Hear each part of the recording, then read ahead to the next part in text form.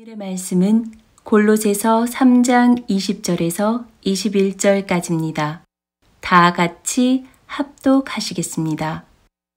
자녀들아, 모든 일에 부모에게 순종하라.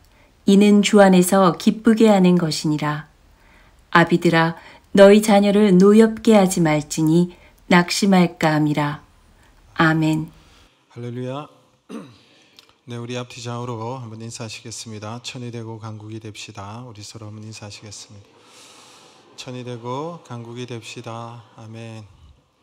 네, 우리 연휴 기간이고 또 어린이날이고 또 어버이날이 또 있고 이래서 우리 성도님들이 고향교회로 자녀들 데리고 부모님을 뵙기 위해서 많이 가신 것 같습니다.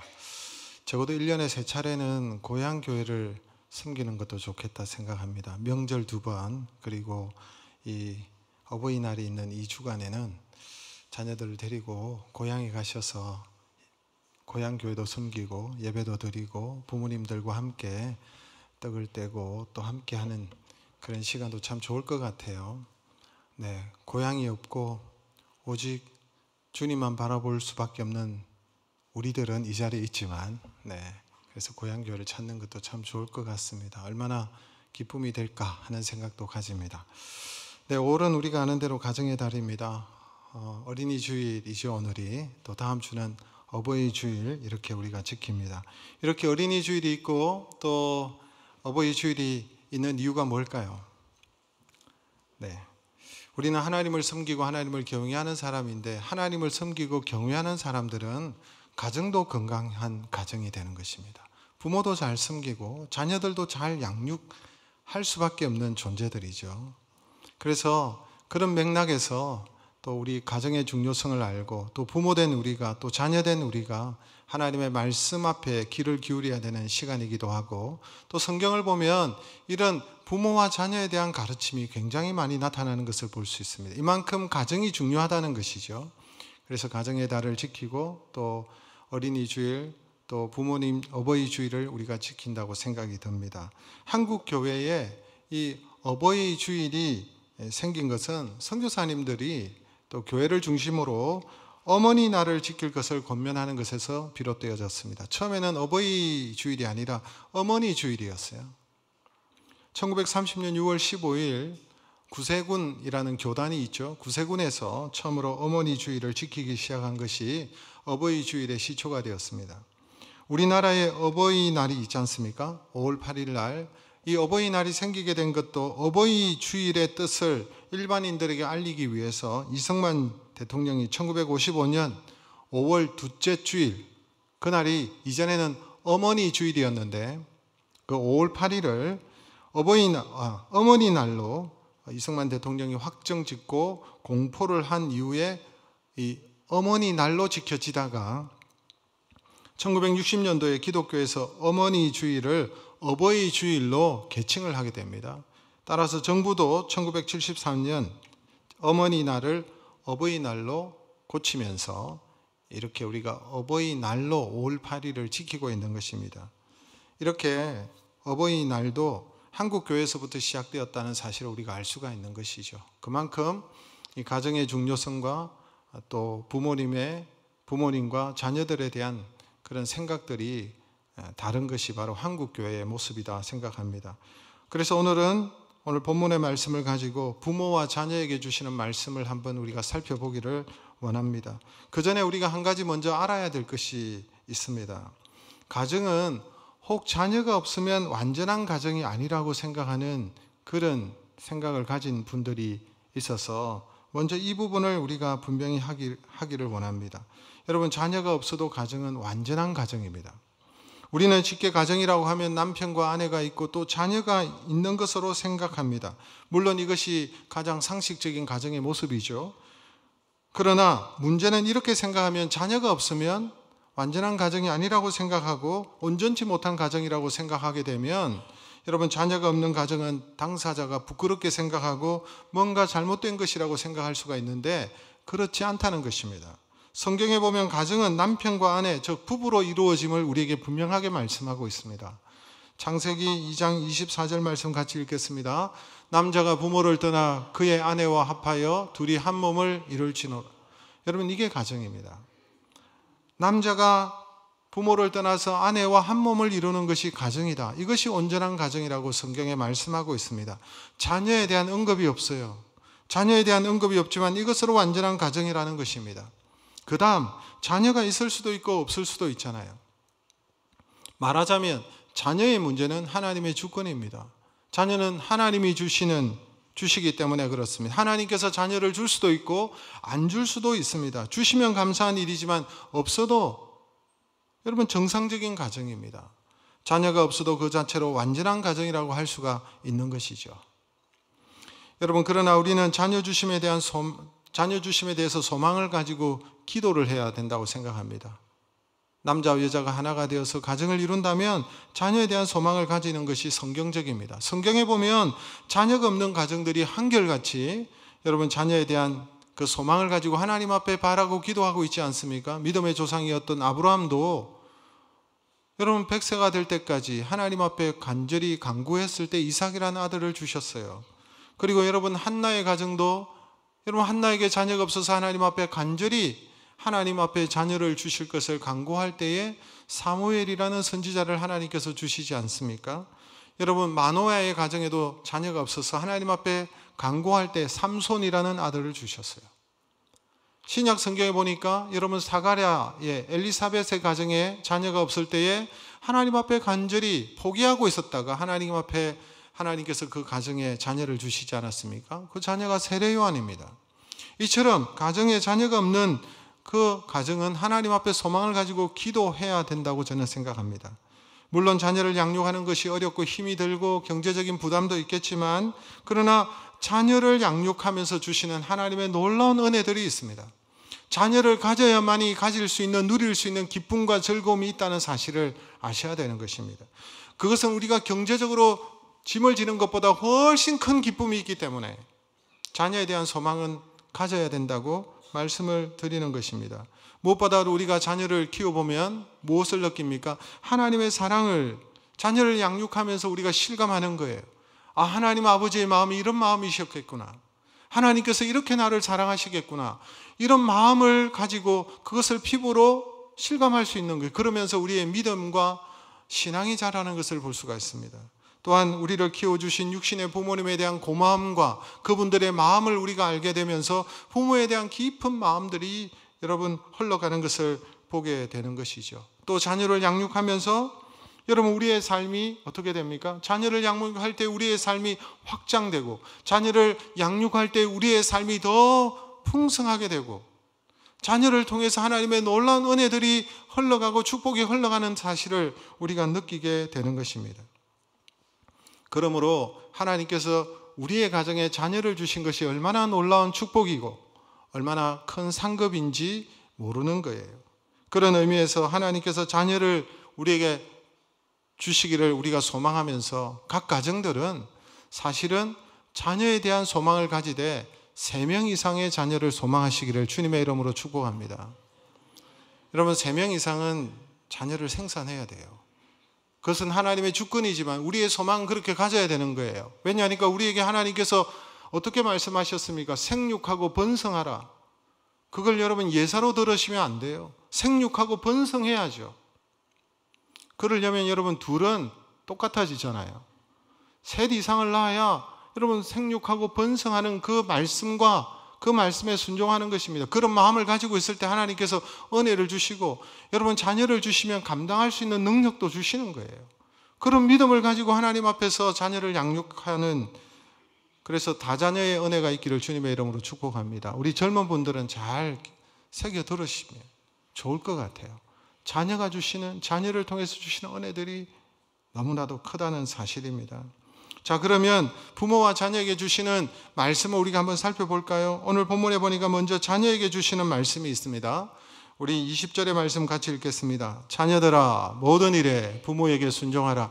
이는 주 안에서 기쁘게 하는 것이니라. 여러분 자녀들에게 주시는 말씀은 부모에게 순종하라. 자녀들이 부모에 대한 본질적인 태도와 자세는 순종이라는 것입니다. 순종. 여러분, 이것이 하나님께서 세우신 가장 기본적인 질서입니다. 여러분, 사도 바울은 에베소 성도들을 향해서도 동일한 말씀을 했습니다. 에베소서 6장 1절 말씀 같이 읽어볼까요? 자녀들아, 주 안에서 너희 부모에게 순종하라. 이것이 옳으니라. 옳다는 말은 마땅하다는 거예요. 여러분, 사실 이것을 강조하지 않는 문화권을 본 적이 없습니다. 제가 선교지에 많이 나가지만 모든 선교지마다 부모에 대한 순종의 모습이 있어요. 미개한 나라고 못 사는 나라라 할지라도. 그리고 모든 종교에도 이 부모에게 순종하는 그런 내용이 있다는 것을 보면 놀랍지 않습니까? 왜 그럴까요? 이게 자연법이기 때문에 그렇습니다. 내추럴 로라는 거예요. 여러분, 모든 우리의 내면에는 이것을 행하는 것이 마땅하고 옳다라는 그런 마음들이 있어요. 양심의 소리가 있어요. 이것이 바로 하나님께서 우리에게 심어주신 마음이에요. 그래서 이 말씀 앞에, 이 소리에 순종해야 되는 것입니다. 여러분, 하나님께서는 인간 사회를 하나님의 뜻 가운데 다스리기 위해서 많은 질서를 세우셨습니다. 이 사회를 보십시오. 많은 질서가 있습니다. 회사에서도 질서가 있고, 국가에도 질서가 있고, 여러분 학교에도 질서가 있고, 가정뿐만 아니라 여러분 교회에서도 질서가 있고, 수많은 질서가 있는데 그 질서의 첫 번째가 바로 자녀가 부모에게 순종하는 것, 이것이 가장 질서의 근본이라는 것입니다. 생각해 보십시오. 자녀가 부모를 공경하고 그 권위에 순종할 때 세상의 다른 모든 권위와 질서가 세워지는 것입니다. 그 질서가 무너지면 사회 모든 질서 또한 무너지게 되는 것입니다. 부모에게 순종하지 않는 사람이 어디 가서 무슨 권세에 순종하겠습니까? 누구의 말을 듣겠습니까? 어느 큰 회사를 경영하는 사장님이 이런 말을 했습니다. 자신의 회사가 잘 되는 이유가 있는데 사람을 채용하는 방법이 다르기 때문이다 라고 말을 했습니다. 이 사장님이 사원을 채용하는 방법은 그 사람의 화려한 경력과 능력과 학력과, 이것도 중요한 부분이겠지만 가장 처음으로 보는 것은 부부간의 화목이라고 했습니다. 부부 사이가 원만하지 못한 사람은 분명히 무슨 결점이 있는 사람이다. 부부간에 화목한 사람을 채용한다는 거예요. 그리고 둘째로 더 중요하게 보는 것은 이 사람이 부모에 대한 태도라는 것입니다. 이 사람이 효자인가, 연세 많은 부모님을 잘 모시고 있는가 하는 점이라는 거예요. 만약 부모를 잘 공경하고 잘 섬기는 사람이라면 이력서를 볼 것도 없다는 것이죠. 부모를 잘 모시는 사람은 절대로 배신하는 법이 없고, 또한 뇌물을 받거나 부정을 저지르는 법이 없다라고 말하는 것입니다. 의미 있는 말이라고 생각합니다. 여러분, 우리 사회는 심각한 가치관의 혼돈을 겪고 있습니다. 사회의 여러 질서가 무너지고 있죠. 이 질서가 무너지는 문제의 해결의 출발점이 어디일까요? 바로 가정에 있다는 거예요. 가정에서 부모와 자녀의 바른 질서의 회복이 있는 것입니다. 여기서부터 문제를 해결해 갈 수 있다는 거예요. 가정에서 자녀가 부모에게 순종할 때의 가정의 질서가 섭니다. 그 자녀가 학교에서 선생님의 말에 순종하는 것입니다. 학교의 질서가 서는 거예요. 단체에서 책임자를 존중 여기고 단체의 질서를 따르는 사람이 나라의 법을 존중하고 나라의 법을 준수함으로 국가 안녕의 질서가 세워지는 것입니다. 그러나 부모에게 순종하지 않는 자녀가 어디 가서 누구의 말을 진심으로 순종할 수가 있겠습니까? 오늘 본문에 보니까 부모에게 순종하되 모든 일에 순종하라 그랬어요. 부모에게 순종하되 모든 일에 순종하라. 내 마음에 드는 일에만 순종하고 내 마음에 들지 않는 일이라도 부모의 말에 순종하라고 말씀하고 있는 거예요. 내 마음에 합한 일에 순종하는 것은 누구나도 할 수가 있습니다. 그러나 내 마음에 합하지 않고 내가 생각해 보니까 부모님의 말씀이 좀 이치에 맞지 않는다 할지라도 그렇게 할 때 부모님이 기뻐하신다면 그렇게 하는 것이 하나님의 뜻이라고 말씀하고 있는 것입니다. 오늘 20절을 보세요. 그렇게 하는 것은 이는 주 안에서 기쁘게 하는 일이라 라고 말하고 있습니다. 누구를 기뻐한다는 말인지 오늘 우리가 읽은 성경에는 분명히 나타나지 않지만 원문을 보면 하나님을 기쁘시게 하는 일이다 라고 말하고 있습니다. 부모에게 순종하는 것이 하나님을 기쁘게 하는 일이다 라는 말씀이죠. 본문은 부모에게 순종하면 부모가 기뻐하는 것도 중요하지만 더 중요한 것이 바로 하나님을 기쁘게 하는 일이다. 그러므로 부모에게 순종하라는 것입니다. 여러분, 우리가 10계명을 잘 알고 있지 않습니까? 1계명부터 4계명까지는 하나님에 대한 계명이요, 5계명에서 10계명까지는 인간관계에 대한 계명입니다. 그래서 1계명에서 4계명을 보면 각 계명마다 하나님에 대한 계명이기 때문에, 하나님과의 관계에 대한 문제이기 때문에 하나님이라는 말이 나옵니다. 그러나 인간관계에 대한 계명에는 하나님이라는 말이 나타나고 있지 않죠. 거짓말하지 말라. 그걸로 끝이잖아요. 남의 집의 것을 탐하지 말라. 그걸로 끝이잖아요. 그런데 유독 부모 공경을 말하는 5계명을 보면 인간관계에 대한 계명임에도 불구하고 하나님이라는 말이 나타나고 있습니다. 여러분, 출애굽기 20장 12절 말씀 우리 확인하겠습니다. 내 부모를 공경하라. 그리하면 내 하나님 여호와가 내게 준 땅에서 내 생명이 길리라. 5째 계명은 인간관계의 말씀의 계명인데 하나님에 대한 계명을 언급하는 처음 4계명과 똑같이 취급하고 있다는 것을 볼 수가 있습니다. 부모를 대하는 것이 하나님을 대하는 것과 같은 맥락이기 때문에 그렇게 말씀하는 거예요. 부모에 대한 공경이 하나님에 대한 신앙과 맥락을 같이 하고 있다는 것입니다. 우리의 궁극적인 아버지는 하나님 한 분이시죠. 생명 창조에 있어서 부모는 이 세상에서 하나님의 동력자요, 하나님의 뜻을 이루어가는 데 있어서 하나님의 대리자인 것입니다. 그래서 우리는 하나님을 아버지라고 부르도록 했습니다. 땅 위의 아버지는 하나님의 그림자입니다. 그러므로 부모에게 순종하는 것은 하나님께 순종하는 것입니다. 부모에게 순종할 때 하나님께서 기뻐하시고 부모에게 순종하는 자에게 축복하시겠다고 약속하셨어요. 에베소서 6장 3절 말씀도 우리 같이 읽어볼까요? 이로써 내가 잘되고 땅에서 장수하리라. 여러분, 네가 잘되고 하는 말은, 잘된다는 말은 질적인 축복이겠죠. 그리고 장수는 양적인 축복의 약속이라고 할 수 있습니다. 질적으로 양적으로 축복한다는 것입니다. 이것이 하나님의 약속 있는 계명이다 라고 성경은 곳곳에서, 여러분, 신약에서는 그런 내용이 없는 게 아니라 그런 내용이 있습니다. 구약의 말씀과 똑같아요. 반면에 부모를 거역하는 것은 하나님을 거역하는 것입니다. 하나님을 노엽게 하는 것입니다. 우리가 구약 성경을 보면 부모를 거역하는 것은 용납이 없어요. 부모를 때리는 자, 부모를 저주하는 자, 부모에게 순종하지 않는 자는 반드시 죽이라고 말씀하고 있습니다. 출애굽기 21장 15절, 출애굽기 21장 17절, 신명기 21장 18절. 그래서 너희 중에 악을 제하라, 이런 말씀이 있습니다.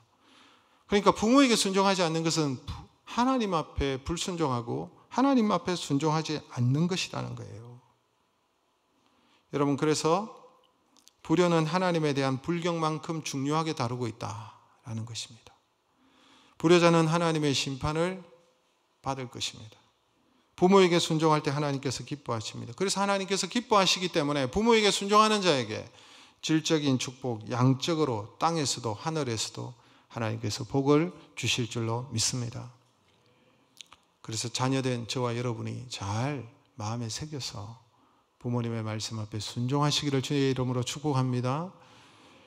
또한 자녀에게 주시는 말씀을 우리가 들었고 부모에게 주시는 말씀이 있습니다. 21절 말씀 우리 같이 한번 읽겠습니다.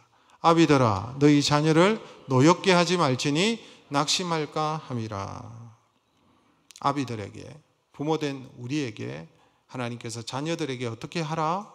그 자녀를 뭐 하게 하지 말라? 노엽게 하지 말라 그랬습니다. 어느 젊은 목사님이 교회에서 자녀 교육에 대한 설교를 하셨습니다. 설교의 제목은 자녀 교육의 10대 원칙이라는 제목으로 자신 있게 설교를 하셨어요. 이렇게 하면 우리 자녀들을 훌륭하게 잘 양육할 것입니다. 10대 원칙, 이렇게 설교를 하셨는데 세월이 좀 가서 이 목사님의 자녀들이 초등학생이 되고 난 다음에 설교 제목이 좀 바뀌었습니다. 자녀 교육의 10대 원칙이 아니라 자녀 교육을 위한 재언, 원칙에서 재언으로 바뀌었어요. 그리고 설교도, 자녀 교육에 대한 설교도 횟수도 점점 줄어들었습니다. 그러다가 목사님의 자녀가 청소년이 되고 또 아이들이 좀 더 큰 이후에는 아예 자녀 교육에 대한 설교를 하지 않았다고 합니다. 무슨 의미일까요? 여러분, 자녀 교육은 아무도 자신할 수 없는 일입니다. 자녀 교육에 대해서 사실 누구도 큰 소리가 칠 수가 없습니다. 저도 마찬가지고요. 그러나 그렇다고 해서 자녀 교육에 대해서 가르치지 않으면 안 되죠. 우리가 하나님의 말씀을 따라서 우리가 배우고 또한 실천해야 되는 것인데, 여러분, 우리가 자녀를 잘 양육하는 것 부모에게 가장 중요한 부분이죠. 그런데 자녀를 바로 양육하려면 먼저 이 자녀를 바로 이해해야 되는 것입니다. 이 자녀가 어떤 존재라는 사실을 말씀을 통해서 우리가 이해하는 것이 굉장히 중요합니다. 이것을 이해해야만 자녀를 양육할 수 있으니까요. 여러분, 시편 127편 3절의 말씀을 우리 읽겠습니다. 시작. 보라, 자식들은 여호와의 기업이요 태의 열매는 그의 상급이로다. 이 말씀을 여러분 반드시 기억하십시오. 자식은 여호와의 기업이요 하나님의 기업이라고 말하고 있습니다. 지난주에 이보다 좋은 복은 없다라고 얘기하면서 기업됨에 대해서 제가 말씀을 드렸습니다. 우리가 하나님의 기업이라는 거예요. 우리가 하나님의 소유라는 것입니다. 또한 우리는 하나님의 자녀이기 때문에 하나님께서 우리에게 기업을 주신다고 그랬습니다. 이 기업은, 이 하나님의 기업이라고 하는 것은 하나님의 것이라는 거예요. 단지 자녀는 나에게 상급으로 주셨는데 양육을 맡기신 것입니다. 즉 자식은 하나님의 소유요. 우리는 그 자식에 대한 상급은 양육에 대한 상급을 받은 거예요. 우리가 이 사실을 분명히 알아야 되는 것입니다. 하나님의 것인 자녀를 내 것이라고 생각하는 순간에 문제가 발생하는 거예요. 내 것이라고 생각하니 내 욕구 충족의 대상으로, 내 자아 실현의 대상으로, 내가 이루지 못한 그 꿈을 자식이 대신 그 꿈을 이루어주기를 원하는 그 마음으로 이 자녀가 내 것이라고 생각하니까 그렇게 자녀를 양육하게 될 때에 문제가 발생하는 것입니다. 자녀는 결코 내 욕구 충족의 대상이 아니라는 사실이에요. 내 마음대로 할 수 있는 존재가 아니라는 사실이에요. 하나님의 소유요, 하나님의 것이기 때문에 내 것이 아니에요. 하나님께서 우리에게 양육을 맡기신 것입니다. 사실 바르게 양육하는 것으로 그게 끝나는 거예요. 여러분, 자식들에게 뭘 그렇게 많이 바라십니까? 잘 양육하는 것으로, 양육을 통해서 하나님께서 주시는 그 기쁨으로, 그게 상급입니다. 알고 보면. 그리고 양육을 잘할 때 그 자녀를 통해서 기쁨을 누리고, 그 기쁨을 누리는 것이 상급으로 우리에게 주신 거예요. 우리가 이 진리를 분명히 알아야 되는 것입니다. 상급이기 때문에 부모가 자녀를 통해서 기쁨을 얻죠. 흔히 자녀만 부모를 통한 부모에게 은혜를 누린다고 생각하고 있는데, 생각해 보면 부모 또한 자녀를 통해서 은혜를 누리는 것입니다. 하나님께서 주신 상급은 양육을 통해서 그 속에서 기쁨이 있고 즐거움이 있다는 사실이에요. 여러분, 생각해 보십시오. 자녀를 기르면서 얼마나 큰 복을 누렸습니까? 자녀를 통해서 얼마나 기쁨이 있었습니까? 자녀가 하나님이 우리에게 주신 상급이기 때문에 그렇습니다. 자녀가 고마운 존재입니다. 자녀도 부모의 은혜를 알아야 하지만 부모도 자녀의 은혜를 알아야 되는 거예요. 하나님께서 상급으로 주신 거니까. 그러니까 자녀를 통해서 기쁨을 누리십시오. 그것이 여러분 상급입니다. 그 기쁨은 사춘기까지만 가나요? 사춘기가 되면 그 기쁨이 사라집니까? 그 사춘기도 주님의 은혜로 잘 넘기면 점점점 하나님께서 자녀를 통한 기쁨과 즐거움을 우리에게 주실 줄로 믿습니다. 그러면 중요한 것은 자녀를 바르게 양육해야 되는데, 오늘 본문은 딱 하나만 얘기하고 있습니다. 자녀 교육에 대한 많은 내용을 다루고 많은 얘기를 할 수 있을 것 같은데, 골로새서에 보니까 자녀에 대해서 부모는 이렇게 하라라고 딱 하나만 얘기하고 있어요. 자녀를 어떻게 하지 말라? 노엽게 하지 말라. 부모가 자녀를 대할 때 가장 큰 문제가 되는 것이 바로 자녀를 노엽게 하는 데 있다는 것입니다. 여러분, 자녀를 노엽게 하지 말라, 이 말 속에 대단한 의미가 있는 거예요. 여러분, 사도 바울이 이 골로새서를 기록할 때 그 당시는 어떤 시대였겠습니까? 철저하게 부모 중심의 사회였습니다. 자녀의 인격이 중요하지 않았습니다. 마치 자녀는 부모의 소유물처럼 다루어졌습니다. 자녀를 마음대로 그렇게 하는 그런 시대였습니다. 그런 시대에 하나님께서 자녀들을 노엽게 하지 말라라고 주신 말씀이죠. 그럼 오늘 시대는 예외입니까? 그 시대만 해당되는 것입니까? 아니에요. 진리는 시대를 거슬러 모든 시대에 다 적용이 되는 것입니다. 오늘날도 부모가 가장 조심해야 될 것이 자녀를 노엽게 하지 않는 일인 거예요. 자녀를 노엽게 하는 데서 자녀의 문제가 발생하기 때문에, 어떤 경우에 여러분 자녀가 노여울까요? 그렇다면 첫째는 부부가 원만한 관계를 갖지 못할 때 자녀를 노엽게 하는 것입니다. 부모는 자녀에게 절대 환경입니다. 부모는 자녀에게 하늘이요 땅입니다. 부모라는 환경 안에서 자녀는 성장하고 자라는 것입니다. 그러므로 부모가 흔들리면 자녀에게는 천지가 흔들리는 거예요. 한번 생각해 보십시오. 부모가 밤낮 없이 싸운다면 자녀의 마음이 어떻겠습니까? 여러분, 그런 가정에 성장하신 분들도 있으시죠? 내 부모는 밤낮 없이 싸웠다. 그때 여러분 마음이 어땠었어요? 아무리 좋은 것을 만들어줘도 소용이 없는 거예요. 괴로운 거예요. 여러분, 부모가 평안해야 자녀가 평안하고 부모가 행복해야 자녀가 평안한 것입니다. 여러분, 착각하지 마십시오. 내가 자녀를 위해서 막 헌신하고 대단한 일을 하고 막 애쓰고, 그게 아니라 여러분이 먼저 행복하셔야 되는 거예요. 여러분이 행복할 때 자녀들이 행복하고 마음이 편한 것입니다. 여러분이 너무너무 힘든 모습을 자꾸만 보여주면 자녀가 행복할 수가 없어요. 나는 고생해도 너는 잘 돼야지. 그런 말 여러분 틀린 말이에요. 물론 부모의 마음이 그렇지만 여러분들이 먼저 행복하셔야 자녀들이 행복한 거예요. 부모가 좋은 환경이 되어야 되는 것입니다. 그래서 여러분, 부부가 싸움하면 안 돼요. 꼭 해야 되겠습니까? 어떤 일이 있어도 해야 되겠다. 그런 경우에는 자녀들이 없을 때 하세요. 왜 자녀들이 방 안에 있는데, 왜 자녀들이 집 안에 있는데 그렇게 싸우고 난리를 부리십니까? 제가 이전에 아버지 학교에 간 적이 있습니다. 아버지 학교 들어보셨나요?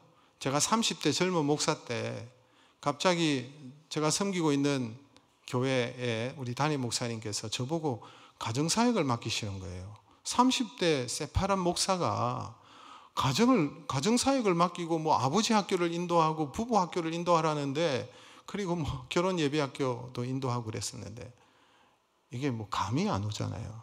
그래서 제가 어쩔 수 없이 아버지 학교에 갔습니다. 아버지 학교에 가서 많은 도전도 받았고 또 아버지 학교를 또 인도하기도 했습니다. 그런데 그 아버지 학교에 가시면 아버지가 자기의 문제를 찾아가는 그런 내용이 있습니다. 자신의 문제가 무엇인지 찾아가는 프로그램이 있어요. 여러분, 문제가 뭔지 아십니까? 남자들 대부분, 그 앉아있는 모든 사람들이 아버지들인데, 이 아버지들이 대부분, 남자들이 대부분 자기 아버지에 대한, 육신의 아버지에 대한 반감을 가지고 있습니다. 아버지에 대한 반감이에요. 적대감이에요. 그 아버지에 대한 적대감과 반감, 그것이 상처로 남아서 자신의 자녀에게도 이게 흘러가는 것을 볼 수가 있어요. 가장 주된 원인이 뭐냐 하니까 아버지가 자신의 어머니를 학대하는 모습을 본 거예요. 아버지가 다른 여자 때문에 혹은 술 문제 때문에 어머니를 구박하고 자녀를 학대하고 이런 경우들이 참 많이 있습니다. 이것이 상처가 되어서 어른이 된 이후에도 이것을 떨쳐버리지 못하고 거기에 대한 상처가 있어서 조금만 그 부분에 문제가 되면 자기도 모르게 확 뒤집어지는 거예요. 여러분, 미국은 심리학이 매우 발달한 나라이지 않습니까? 네. 또한 정신과 의사가 제일 많다고 제가 들었습니다. 미국 사람들은 정신적으로 이상이 많기 때문에 그렇습니다. 그 이유는 미국에 이혼이 많기 때문이라는 것입니다. 이혼을 하게 되면 그 과정에 어린 자녀들이 상처를 받습니다. 이혼할 때도 상처를 받고 이혼한 후 재혼 때도 마찬가지입니다. 어부 아버지로부터 성적으로 학대받는 그런 아이들도 많다는 것입니다. 이런 것들이 숨겨져 있다가 성인이 된 다음에 나타나는 거예요. 그래서 정신과 치료를 받는 경우들이 굉장히 많다는 것이죠. 여러분, 부부싸움할 때는 자녀들에게 독약을 먹이는 것이다 생각하고 싸우세요. 자녀를 노엽게 하는 가장 중요한 것이 원만치 못한 부부관계라는 사실을 꼭 기억하십시오. 두 번째로, 올바르지 못한 징계가 자녀를 노엽게 합니다. 여러분, 자녀를 양육할 때 징계는 필요합니다. 그러나 그 징계를 올바르게 행해야 되는 것입니다.